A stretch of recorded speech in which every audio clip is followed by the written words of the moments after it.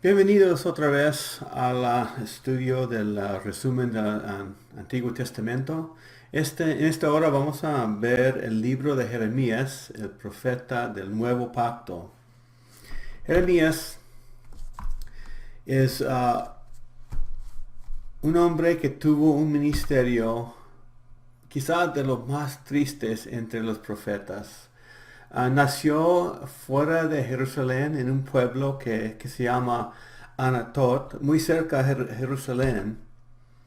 Ahí lo ve un poquito al este de Jerusalén, un poquito al norte. Dice que en Jeremías 1:5, Dios hablando del Jeremías cuando comenzó su ministerio. Dice, antes que yo te formara en el seno del materno te conocí. Antes que nacieras te consagré. Te puse por profeta a las naciones. Ahí empezamos de una vez con la soberanía de Dios. Y así es en nuestra vida. Podemos decir eso mismo de nosotros. Así fue con Jeremías cuando Dios lo llamó. Y el siguiente versículo 1:6 encontramos la respuesta de Jeremías y es una respuesta muy parecida a la de nosotros en varias ocasiones en la vida. Jeremías dijo al Señor, ay Señor Dios, no sé hablar, yo soy muy joven.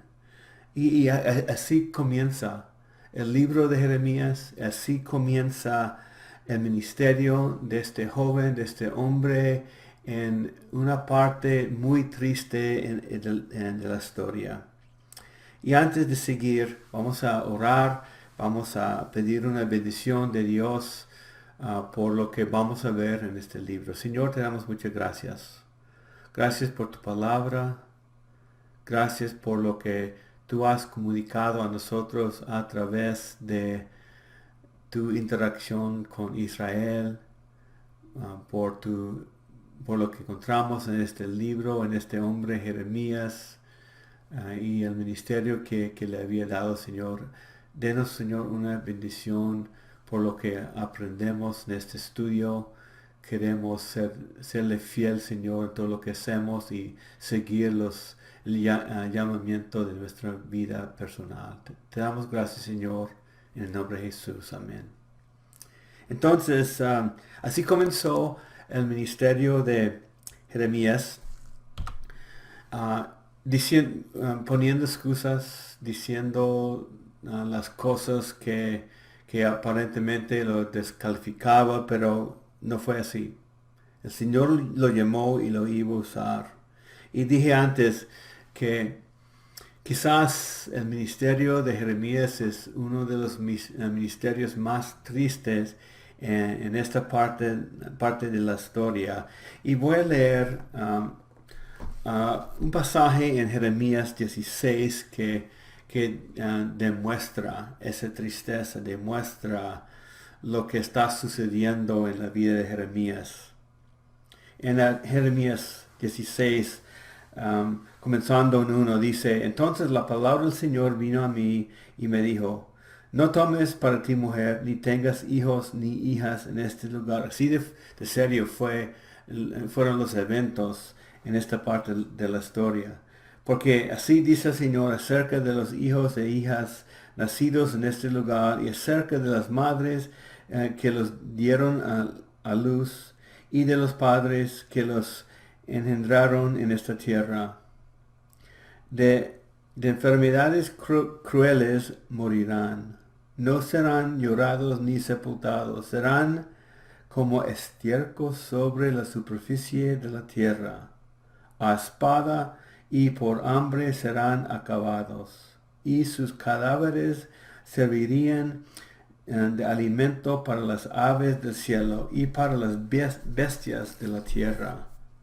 Porque así dice el Señor, no entres en casa de duelo, ni vayas a lamentar, ni los consueles, pues he retirado de este pueblo mi paz. La misericordia y la compasión he He retirado de este pueblo mi paz, la misericordia y la compasión, declara el Señor. Morirán grandes y pequeños en esta tierra. No serán enterrados ni los llorarán. Y nadie se sajará ni se rapará por ellos. Y no partirán el pan del duelo para ellos, a fin de consolarlos por el muerto.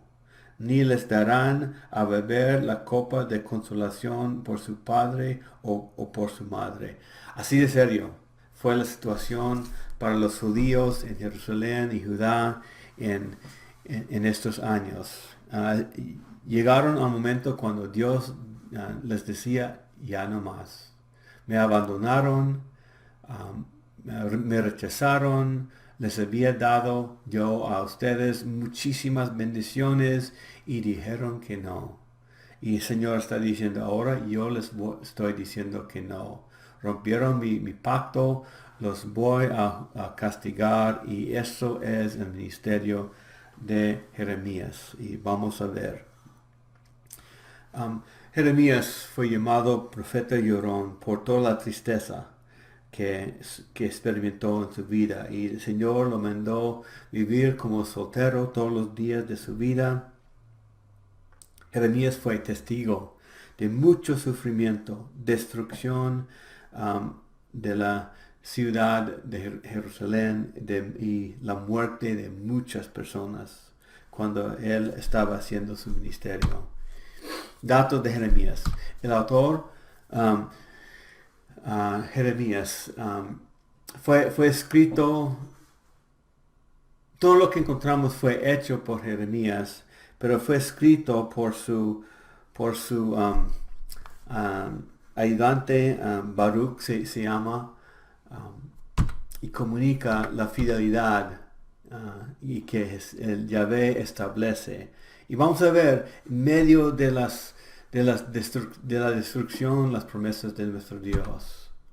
Los arqueólogos encontraron huellas, sello de arcilla.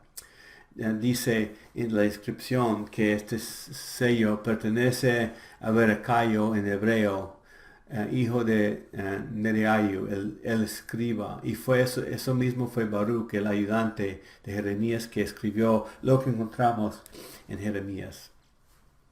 Entonces, y fue Jeremías que le mandó a escribir. Dice en capítulo 36 de Jeremías que Jeremías mandó a este hombre a escribir lo que él había comunicado a Israel.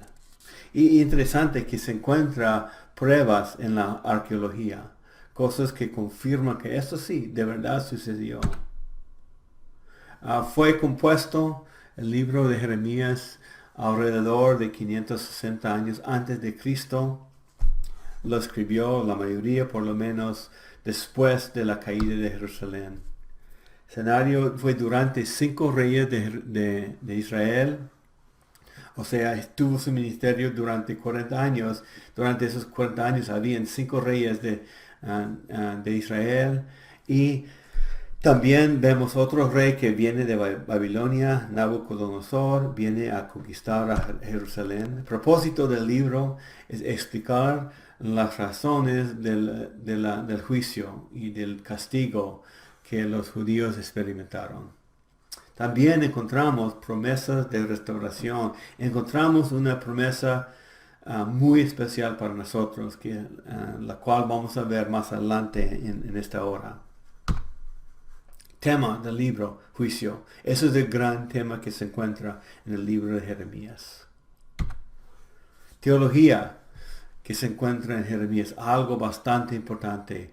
Se encuentra una explicación breve del nuevo pacto, o sea, en contraste al antiguo pacto. Composición del libro. Algo interesante de este libro es que no está compuesto de manera cronológica. Y hay mucho debate porque encontramos sermones, mensajes como mezclados. Lo que es cierto es el contenido del mensaje. lo que él declaró, lo que él comunicó, pero la orden o cómo fue exactamente uno tras uno es de mucho debate. Este autor dijo, cuando preguntamos si hay algún principio de composición que se puede observar en el libro de Jeremías, tenemos que admitir que los principios consistentes nos escapan en cómo fue compuesto, cómo fue un capítulo tras otro y cuál orden es. Y no estamos seguros de eso, porque hay varios sermones, mensajes, y está metido en el libro, y cuál orden fue, no estamos seguros. Pero sí estamos seguros del contenido del mensaje. Eso sí está bien claro. Jeremías es una antología cuidadosamente compilada de los sermones del profeta y de los incidentes de su vida. Y esos detalles son bien claros. La búsqueda de la estructura. Hay unidades individuales originalmente dirigidas a personas en diferentes momentos en la vida de Jeremías. O sea, había momentos que él comunicó, que escribió, y está compuesto en un solo libro, como varios sermones. Forma final, cuando fue escrito, elaborado, todas las partes metido en un solo libro, fue elaborado como mensaje a los exiliados en Babilonia. Jeremías vivió en Jerusalén y había muchos judíos que fueron llevados presos a Babilonia. Y Jeremías vivió en los mismos años que Daniel. Jeremías estaba en Jerusalén cuando ellos fueron llevados a Babilonia. Entonces, el libro de Jeremías, capítulo 1, el llamamiento de Jeremías, entre 1 y 52, muchísimos mensajes, juicio, promesas, y capítulo 52 nos da el final de esa parte de la historia de la caída de Jerusalén. Y sí fue verdad todo lo que profetizó y cumplido, y encontramos los detalles en capítulo 52. Entonces, resumen del mensaje de Jeremías. Ya vimos algunos detalles en capítulo 16. Este autor escribió el juicio declarado y realizado de Yahvé sobre los de su pacto, el pueblo de Judá, y sobre las naciones a causa del pecado. Encontramos juicio, condenación, profecía sobre otras naciones alrededor de Israel, aquí también en Jeremías. Alienta a los exiliados a esperar en medio de la miseria el cumplimiento de sus promesas de restauración. Es muy interesante y de bendición que en medio de la miseria, en medio del juicio, Dios los dio promesas de restauración. Y ese tema se encuentra en casi todos los profetas en esta época de la historia. Entonces, el llamado encontramos en capítulo 1. Voy a leer capítulo 1 a 5. Aunque leí algo, vamos a volver a leerlo. Dice en Jeremías 1:1, palabras de Jeremías, hijo de Hilcías, de los sacerdotes que habitaban en Anatot, en la tierra de Benjamín, a quien vino la palabra del Señor en los días de Josías, hijo de Amón, rey de Judá, en el año 13 de su reinado. También vino a él la palabra en los días de Joacim, hijo de Josías, rey de Judá, hasta el fin del año 11 de Sedequías, hijo de Josías, rey de Judá, o sea, hasta el destierro de Jerusalén en el mes quinto. Vino a mí la palabra del Señor. Y leímos esta parte ya. Aunque antes que yo te formara en el seno materno te conocí. Antes que nacieras te consagré. Te puse por profeta a las naciones. Eso fue el plan de Dios para este hombre en este momento de la vida de Jeremías. Y dice, ¿qué tipo de sentimientos tenía Jeremías sobre sus habilidades. En 1:6 dice, entonces dije, ay Señor Dios, no sé hablar, porque soy joven. Así miramos a nosotros mismos. Ay, no sé hablar. Cuando yo era joven, no sabía hablar. Y todavía no sé si sé hablar muy bien, pero sí hablo mucho. El Señor me ha enseñado, el Señor me ha dado el ministerio de comunicar su palabra. Um, entonces, no podemos usar nuestras debilidades como excusa para no servir al Señor cuando Él nos llama, cuando Él nos da oportunidades para servirle. Así fue este profeta famoso, Jeremías. Él reconoció sus debilidades y trató de usarlos como excusas, pero el Señor dijo que no. Yo te conocí antes del día de su nacimiento y ahora te estoy llamando. Entonces, ¿hay lugar para algún sentimiento de insuficiencia? ¿Tenemos sentimiento de insuficiencia? Claro que sí. Pero si estamos bien enfocados en nuestro Dios, y a veces estamos enfocados y a veces no, pero la verdad es lo mismo. Según de Corintios, Pablo dijo, no que seamos suficientes en nosotros mismos para pensar que cosa alguna procede de nosotros, sino que nuestra suficiencia es de Dios. Él nos capacita, nos da lo que necesitamos mientras estamos andando con Él. Mientras estamos pasando tiempo en su palabra, Él nos da lo que necesitamos para servirle. Y así fue, así mismo fue con Jeremías. Entonces, Jeremías 1:10 dice, Dios hablando a Jeremías, mira, hoy te he dado autoridad sobre las naciones y sobre los reinos, para arrancar, para derribar, para destruir, para derrocar, para edificar y para plantar. Y encontramos varias palabras en este versículo y Jeremías tenía autoridad en estas áreas. Aquí hay 4 palabras por destrucción: arrancar, derribar, destruir, derrocar. Y 2 palabras de consolación, de construcción digo, edificar y plantar. Y eso resumen los porcentajes del libro. 2/3 juicio, 1/3 consolación. Y así se encuentra en el libro de Jeremías. La palabra que se encuentra en versículo 1:11 dice, entonces vino a mí la palabra del Señor. ¿Qué ves tú, Jeremías? Respondió, veo una vara de almendro. Y el Señor usó cosas reales en la vida diaria de la gente. Y usó una visión de almendro, un árbol. Y la palabra en hebreo para almendro es chaked.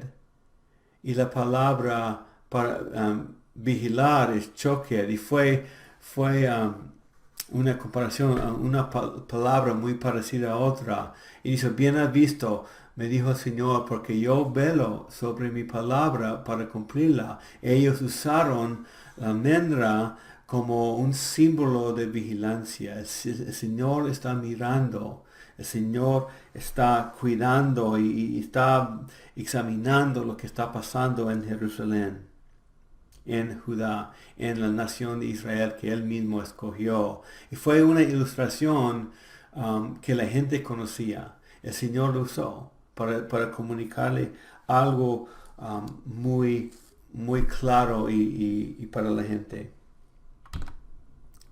La visión, el propósito, es para comunicar que el Señor está mirando. Y cuando la gente miraba el almendro, ellos podían discernir que la primavera viene. Cuando sale el flor, y fue uno de los primeros árboles que dio flor. Y ellos podían decir, ok, ahora viene la primavera, porque mire el árbol de las almendras. Y eso fue lo que el Señor hizo. Con la palabra de Jeremías estaba diciendo, comunicando algo, y algo iba a suceder pronto. Después, en versículo 12, bien has visto, me dijo el Señor. Disculpe, no estoy atrasado. En 13, dice 1:13, por segunda vez vino a mí la palabra del Señor. ¿Qué ves tú? Veo una olla hirviendo que se vuelca desde el norte, respondí a Jeremías. Y eso fue una señal de dónde venía el juicio sobre Judá y Jerusalén. Y desde el norte se derramará sobre los malvados. Y recuerda lo que ya sucedió en el norte. Asiria ya vino y llevó preso a las 10 tribus del norte de Israel. Ya estaban, no estaban en este momento. Ya fueron llevados presos, no existieron como una nación unida. No se podía reconocer la gente del norte ahora como la nación de Israel. Entonces el Señor está diciendo a Jeremías que del norte también viene la destrucción de Jerusalén y Judá. Y ahora estamos hablando de Babilonia, que también vendrán del norte de Jerusalén. Entonces en 1:17 dice, ciñe tus lomos y prepárate, alístase para trabajar. Algunas versiones dicen, prepárate. En Reina Valera, en otras versiones, dice, ciñe tus lomos. Eso fue una expresión para que amarre su ropa, para que no impide lo que vas a hacer. Prepárate. Y podemos tomar eso como una advertencia para nosotros, que nos preparemos con la palabra de Dios, con conocimiento de nuestro Dios y cómo es sus características. Y eso es lo que el Señor está diciendo a Jeremías. Vas a hacer algo muy, muy importante. En 1:18 y 19. Yo te he puesto como ciudad fortificada, hablando a Jeremías. Como columna de hierro, como sacerdote, como muro de bronce contra toda esta tierra. Contra los reyes de Judá. Un solo hombre. Contra los reyes, contra sus príncipes, sus sacerdotes y el pueblo de la tierra. Pelearán contra ti, pero no te vencerán, porque yo estoy contigo, declara el Señor, para librarte. Fue un mensaje muy personal a Jeremías. Él contra todo el pueblo rebelde contra el Señor. Y el Señor mandó a este hombre a entregar su palabra a ellos. ¿Y qué nos enseña Jeremías 1 acerca de un llamado al ministerio? Y vale la pena pasar tiempo en este capítulo, meditando en los principios que se encuentran. El llamado, las excusas, la promesa de Dios que Él va a estar con él. El llamado. ¿Dios llama a la gente para el ministerio? Pues aquí evidentemente que sí. ¿Qué es un llamado al ministerio? Nos hace pensar en estas preguntas. Un llamado a la salvación es distinto de un llamado a servir a Cristo. Yo voy a decir que uno está muy ligado al otro. Nos llama a la salvación con cierto propósito, a servirle. Y yo no creo que se puede separar los dos. Hay mucha gente que trata de separarlos, distinguir los dos. Pero para mí nos llama a la salvación con cierto propósito. Entonces, en capítulo 2, encontramos la apostasía de la nación de Israel. En el capítulo 2, Dios y su pueblo está descrito como un matrimonio. Y Dios hace la comparación entre la idolatría y el adulterio. Adúlteros son la gente de Israel porque buscan otros dioses, buscan otras religiones falsas. y no siguen fiel con el Dios que los había liberado. Y echa la culpa a los líderes que fallan.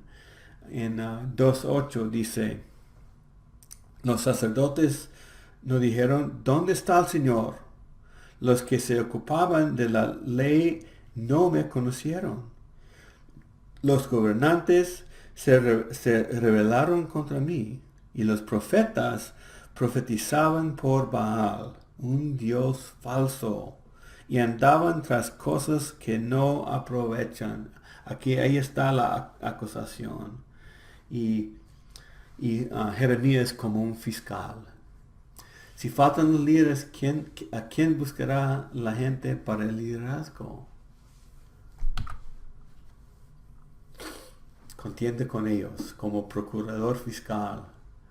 Y Dios estaba usando a Jeremías en esta manera para explicarles.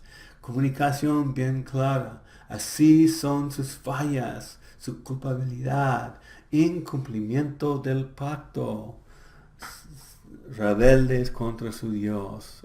Eso fue bien comunicado por Jeremías a ellos. Y en 2.13 dice, porque dos males ha hecho mi pueblo. Me han abandonado a mí, fuente de aguas vivas. Abandonaron a su Dios. Dos cosas. La segunda, y han cavado para sí cisternas agrietadas que no retienen el agua.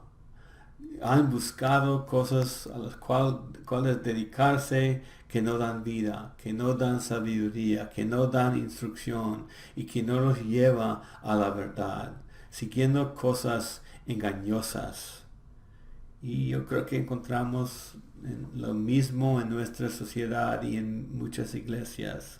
Gente abandonando la palabra de Dios. Y eso fue entregado a ellos por Jeremías. Y nosotros tenemos en forma escrita la misma palabra que él comunicó y muchísimo más. Tenemos al alcance a la palabra de Dios todos los días de la vida, la cual fue entregado por Jeremías a la gente. Entonces, por este hombre, la vida espiritual de Jeremías, encontramos muchísimas cosas que son de ejemplo para nosotros. Era un hombre de compasión. Por eso lo llamaban el profeta llorón. Sentía mucha tristeza por su gente, por su familia, por sus compatriotas. Mucha tristeza. Era un hombre con una comisión, tenía un llamado de Dios. Una visión clara de lo que él iba a hacer. Era un hombre de convicciones. Él sufrió mucho en su ministerio. Encarcelado, pegado, golpeado, rechazado por todos lados. Pero siguió adelante. Siguió en su ministerio por 40 años. Introducción en capítulo 1. Presentando al profeta. Representa una forma introductoria de los temas del libro. El Señor está preparando a Jeremías, llamándolo, preparándolo, dándole la promesa que necesita, la fortaleza. Y la segunda parte es de capítulo 2 hasta 51. Declaraciones periódicas de juicio, más que todo de juicio, pero también dentro de eso hay restauración. Y 3, un solo capítulo, la conclusión del libro, el ministerio y mensaje vindicado de Jeremías. O sea, una explicación de lo que sucedió como consecuencia de las profecías de Jeremías. Dios había comunicado algo y así mismo sucedió. Jerusalén fue conquistado, la gente fue llevada preso y había muchas personas que murieron a espada, como fue la promesa de Dios en el libro de Jeremías. Entonces, capítulo 1 como introducción, 2 a 51 como una colección de todos los mensajes y sermones de Jeremías, y 52 termina explicando que así como Jeremías dijo, así sucedió. Marco histórico de Jeremías se encuentra en 30-33. Jerusalén es sitiada. Jeremías fue encarcelado por los reyes que no querían escuchar su mensaje, no querían escuchar el juicio que Dios había comunicado a ellos. Hambruna y peste, mucha enfermedad, falta, escasez de todas las necesidades dentro del ataque de Nabucodonosor, que duró más que un año. Encerraron la ciudad, Nabucodonosor no podía entrar, tenía que sitiar la ciudad y duró más que un año. Y ellos se acabó todas las necesidades de la gente dentro de la ciudad. Hasta canibalismo, las personas estaban comiendo la carne de sus hijos. Qué feo, una situación desesperada. Los babilonios en las puertas de la ciudad por fin conquistaron, derrumbaron todas las paredes de la ciudad, destruyeron, quemaron el templo, destruyeron por completo la ciudad.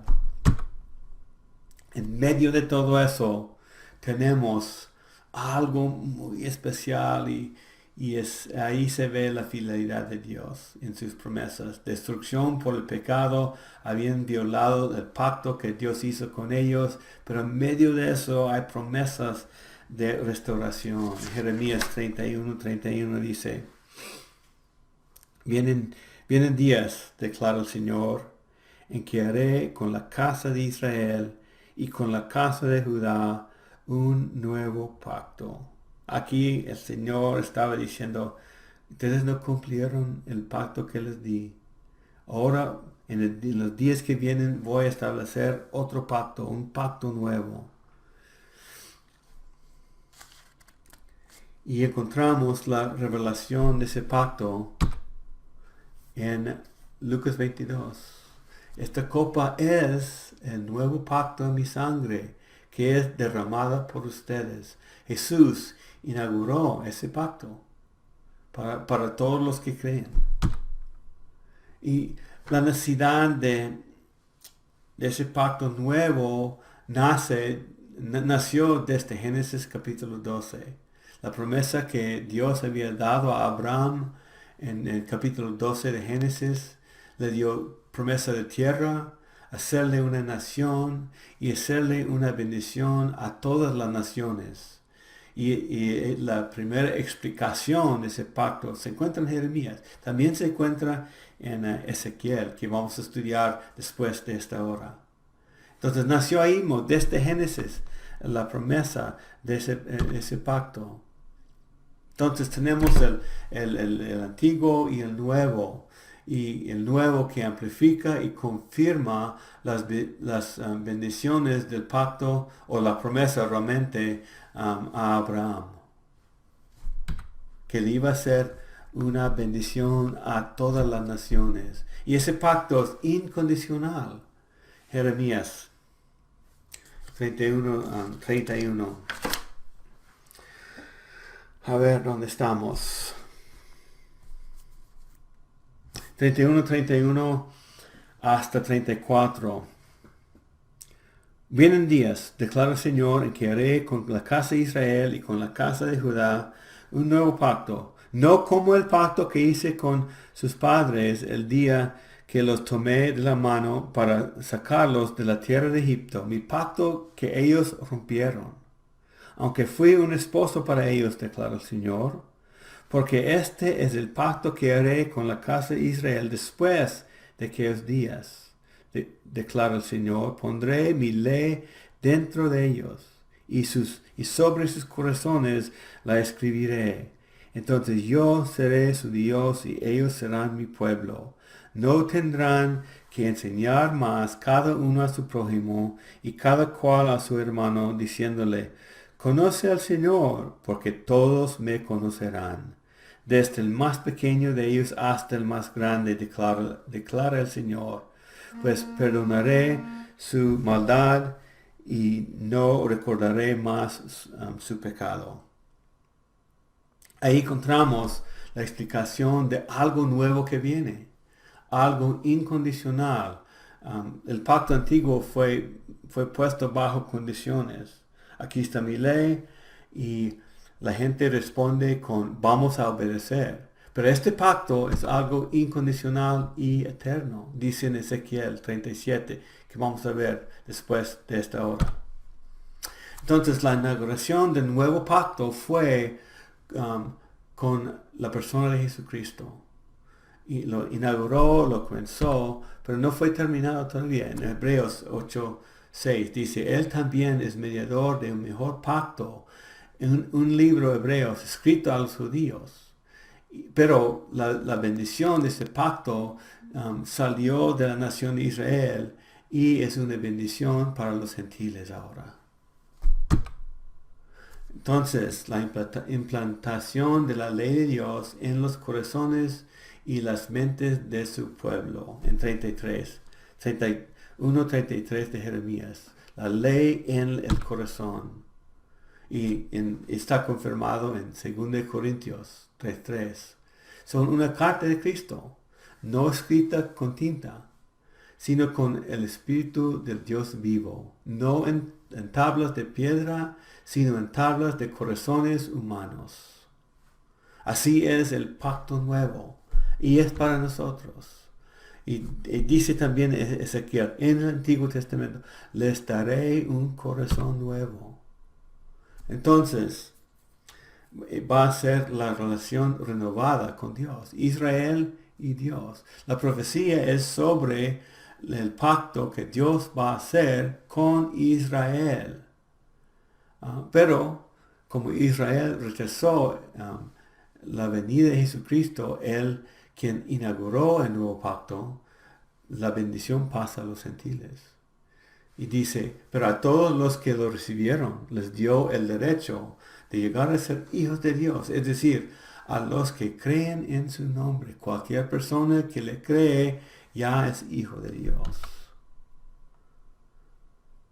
Está confirmado también por otro profeta, Ezequiel. Ustedes serán mi pueblo y yo seré su Dios. Entonces, el pacto nuevo inaugurado por la persona de Jesucristo viene con la promesa, y nosotros hemos recibido no el espíritu del mundo, sino el espíritu que viene de Dios, para que conozcamos lo que Dios ha dado gratuitamente. Este pacto incluye la presencia de Dios mismo en cada individuo que cree. Confirmado desde el Antiguo Testamento, pondré dentro de ustedes mi espíritu. La promesa por Ezequiel de la morada del Espíritu Santo en cada hijo de Dios. Y ahora Él nos dice, si confesamos nuestros pecados, Él es fiel y justo para perdonarnos los pecados y limpiarnos de toda maldad. Esa promesa se encuentra en Juan, 1 de Juan 1:9. Una promesa, perdón del pecado. Y no requiere una obediencia a una lista de completo como encontramos en el Antiguo Testamento, el pacto antiguo, sino en confesión, ponernos de acuerdo y nos perdona. Otra vez, en Ezequiel, los rociaré con agua, nos limpia. Y eso es lo que se encuentra en el pacto nuevo. También empoderados. Romanos dice, para que el requisito de la ley se cumpliera en nosotros, que no andamos conforme a la carne, sino conforme al Espíritu, que Dios ha puesto dentro de nosotros. Nos da el poder para obedecerle, para agradarle, para andar en su camino, desde dentro hacia afuera. Otro confirmado en el Antiguo Testamento, varios detalles de este pacto nuevo en el cual nosotros cristianos andamos. Entonces, ¿cuál es la relación de los dos? ¿Cuál es la relación de los creyentes hoy en día con el nuevo pacto? Algunos dicen que el nuevo pacto es solamente con Israel. Pero no encuentro eso en la vida de Jesucristo, en lo que escribió Pablo. Algunos creen que hay dos pactos nuevos, uno para ellos, otro para los gentiles. Un pacto o con dos aplicaciones, algunos creen. Yo me inclino a este último, un pacto para toda la gente de Dios. Es el mismo pacto, mismas condiciones, es solamente que hay una barrera para algunos. Es la fe personal. Permite a los creyentes gentiles a compartir la herencia espiritual que debía ser para Israel. Y encontramos un cuadro, Israel y la iglesia. Israel pararon ahí en la barrera de la fe y no entendieron que la fe individual es lo que les da las bendiciones del nuevo pacto. Y la iglesia entró. Jesucristo lo ofreció, lo inició. Israel rechazó, los gentiles entendieron y creyeron. Y fue abierto el pacto con Dios a todas las personas que creen. Importancia del nuevo pacto. Es un aspecto del plan de Dios para la recreación. Encontramos en Apocalipsis que Él va a hacer todo nuevo. Les va a dar un nuevo corazón. Muchos detalles se encuentran. Nuevas creaciones, como dice en 2 Corintios 5. Somos nuevas creaciones. Somos un hombre nuevo. Nos va a dar un cántico nuevo. Mandamiento nuevo.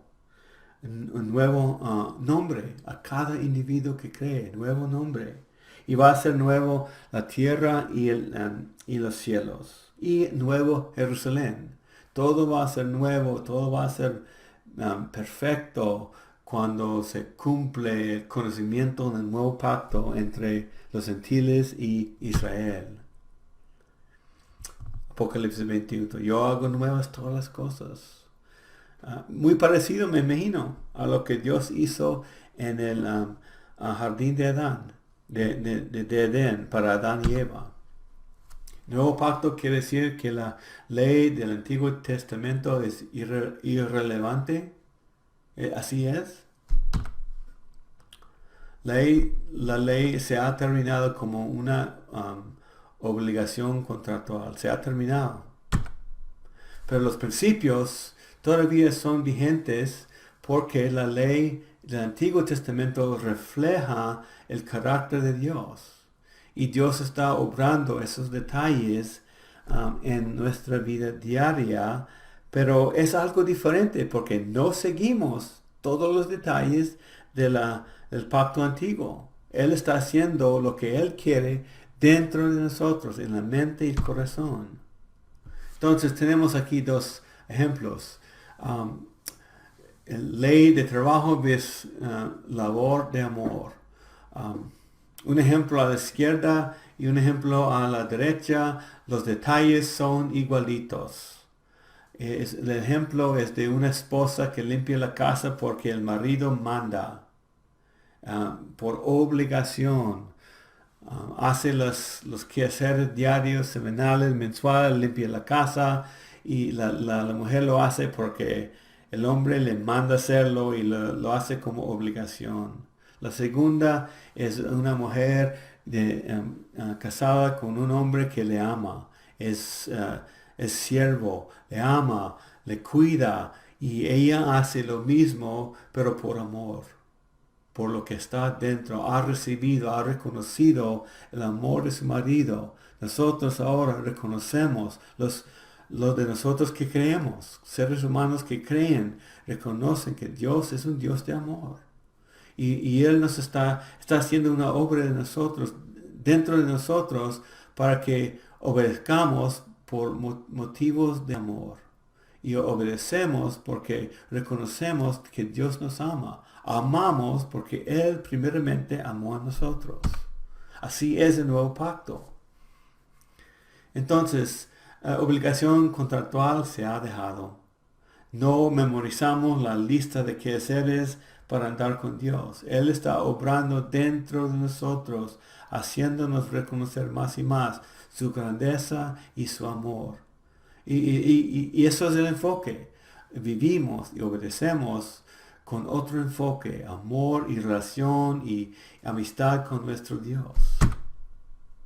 Entonces, 3 preguntas claves al aplicar la Biblia hebrea.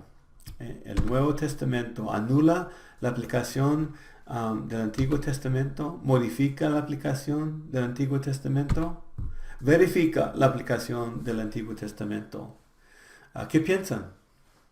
No vamos a contestar todas esas preguntas todavía, pero en el segundo semestre, en enero, vamos a comenzar otro tema del curso de los 2 años y vamos a ver una herramienta que explica esos detalles con claridad. Vamos a ver una herramienta que tú puedes usar de inmediato para aprender y para enseñar a otros, para clarificar esos detalles. Muy interesante lo que vamos a ver comenzando en enero. Entonces, después del libro de Jeremías tenemos Lamentaciones de Jeremías. Él escribió acerca del juicio, acerca de su tristeza que él experimentó en todos los años viviendo en Jerusalén. Fue escrito después de la caída de Jerusalén, pensando en el pasado, la tristeza. Fue escrito para el beneficio de los que fueron llevados presos a Babilonia, para que aprendan por qué fueron llevados presos. Y después de eso, Jeremías vivió todavía, no fue llevado preso. Fue llevado a Egipto, donde ahí murió. Terminó su vida en Egipto, fue cuidado ahí, pero al final de una vida de mucha tristeza, reconoció las relaciones, las razones por el juicio y también entregó las promesas de renovación, pero fue triste. Un hombre en medio de la nación fue destruida y la mayoría llevados presos. Y él tenía que experimentarlo. Dios fue misericordioso con él y no fue matado por el enemigo de Judá, por Nabucodonosor, y podía terminar su vida. No podía terminar en Jerusalén. Fue un desastre ahí. Unos pobres fueron dejados y no experimentaron nada de comodidades de la vida, y Dios lo llevó a Egipto a dejarlo vivir, terminar su vida en la tierra ahí. Ahí terminamos Jeremías y Lamentaciones, y vamos a entrar ahora en el tiempo de plática, tocando las preguntas sobre esta lección.